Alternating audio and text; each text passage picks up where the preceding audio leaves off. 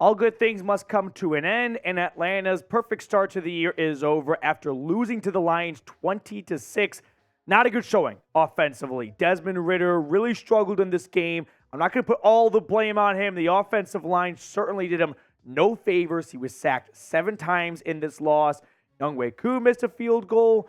Ultimately, the Falcons' offense was pretty putrid, and they got outshined by the very dominant Detroit defense, who put Atlanta in a bag. So we're going to recap this game. We're going to run through the highlights. I'm going to give you my takes, my analysis after this defeat by Detroit. But make sure to subscribe, by the way. This is why you subscribe, because we're going to keep you guys in the know all season long. So if you have not subscribed to the channel, you know the drill. Scroll on down and click the subscribe button. So let's start with Desmond Ridder, though, who was 21 for 38, 201 yards, but I just didn't really feel like anything offensively mattered. Like the stats, 201, don't look at 200 and go, oh, so he had an okay day. No, they did not have an okay day. The Lions completely dominated in the line of scrimmage, and Atlanta's offensive line struggles somewhat continue, and they got exposed against a very good Detroit defensive line. Jake Matthews and Chris Lindstrom need to have some sort of players meeting with the front five and wake everyone the hell up. Because if this offensive line continues to play the way they did today, they're not scoring any more touchdowns. And that 2-0 start is going to evaporate very quickly. Now, as for Bijan Robinson in the ground game, they got outshined by Jahmyr Gibbs, which is, a draft storyline that the broadcast is going to bring up, because you have Robinson going up against Gibbs, another first-round pick at the running back spot from this past draft. Even though the two are never on the field at the same time, it just helps the media narratives. And Jahmyr Gibbs outshined Bijan, right? 17 carries for 80 yards compared to Bijan, who averaged 3.3 yards a carry. He had a couple of receptions, but at the end of the day, the Lions beat the Falcons in every single aspect of this game, including the tight end battle, if you will. I mean, Kyle Pitts was this team's leading receiver with just 41 yards. That's a problem.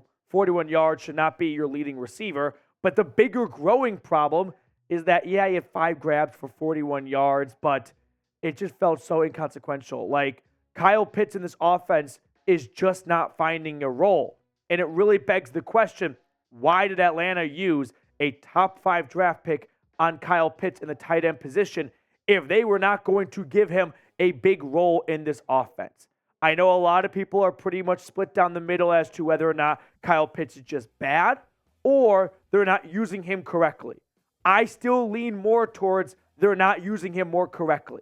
The talent is there. For whatever reason, this offense under Arthur Smith just hates Kyle Pitts. And they were there when they drafted him. It's not like a new regime came in. Drake London was a non-factor, and it's a bummer. It sucks. Overall, here's the numbers for Atlanta's offense.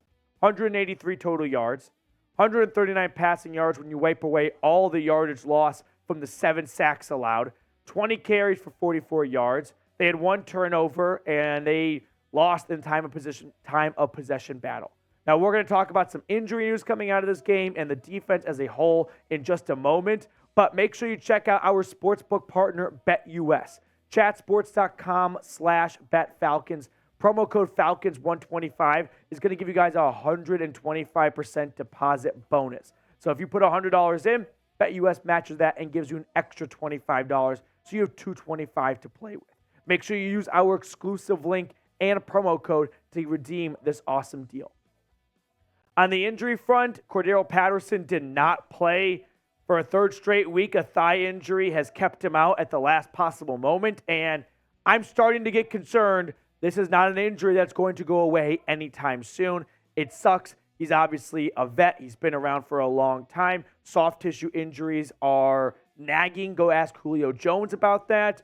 But a 3rd straight week where Patterson practices and then is a no-go on Sunday. We did get to see Jeff Okudah, though. He did not start. It was Trey Flowers who played most of the game at outside corner. But Okudah going up against his former team, I did see him get to play some downs on 3rd down. So it was nice to see him back on the field for the first time in over a month. But the Lions offense, they were great. I mean, it was kind of back and forth in the beginning of the game, but then a big Jared Goff touchdown pass kind of blew this game wide open. 358 total yards, 243 through the air, 115 on the ground without their starting running back, David Montgomery. And then they did have one turnover. You had another Jesse Bates interception. That's his third of the year. That's tied for best in the league if it's not by himself. So credit to Detroit and this offense, but Atlanta's defense, it just never felt like they had a big momentum rush. Did anyone ever feel like there's a point in the game where, all right, defense made a huge play, that's the turning point? Maybe the Jesse Bates interception, but even then, the offense was so stagnant and so stale, it felt like unless the defense got a pick six, there was not going to be a resurrection for this entire sideline. So ultimately, it's the Lions winning it 20-6.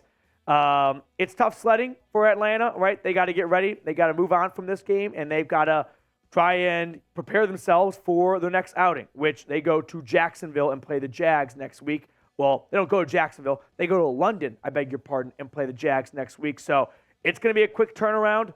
My guess is this team is flying straight from Detroit to London, although I haven't seen any for sure confirmation of that. But the offensive line, that's where I'm starting. Like, you can put all this on Desmond Ridder if you want, and let me know what your confidence level is on Desmond Ridder following this loss. You can scale it 1 to 10 for me in the comments section, but it didn't matter who was playing quarterback. Desmond Ridder was running for his life back there, and he wasn't making any Patrick Mahomes plays, but there's only one Patrick Mahomes. So for everyone else that would have been behind this offensive line, they would have suffered mightily as well. So Detroit 20-6, Ridder and the offense have a lot to work on this week.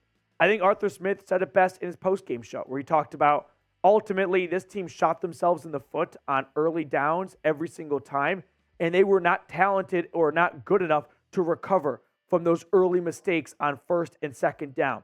Detroit was beating them at the line of scrimmage, and so moving yourself backwards on early plays with a sack or a penalty or whatever you want to have, it's not going to make for a good recipe to make a comeback. So this game always jumped out and scared me. The Lions are going to be a tough team this year, and I thought it was going to be a much closer game just because these two brands of football are extremely physical. They're violent. They're hard-nosed. They're rooted in the trenches. But Detroit just embarrassed Atlanta up front. They took their lunch money and ran with it. So that's going to do it for us on today's postgame show. Thank you so much for tuning in. If you have not subscribed, make sure you go ahead and do so because we're going to keep you guys in the loop all season long. Hopefully we have, better outcomes in the future. I can give you a little secret. We're going to have a watch party next weekend for Falcons Jags from London. Atlanta's going to try and get back in the win column, be 3-1. If you want one silver lining out of today, the Saints blew their lead to the Packers, so they are 2-1 as well. The Bucs don't play until Monday Night Football against the Eagles. I got Philly in that game, so you could have a logjam at the top of the the NFC South of a couple of 2-1 ball clubs. So Atlanta, just not their best football today. It's really that simple. It's a long season, 17 games. You're not always going to be on your A game. I'm not coming out of this game uberly concerned, but Desmond Ridder and the offense got punched in the mouth, and they never bounced back from it.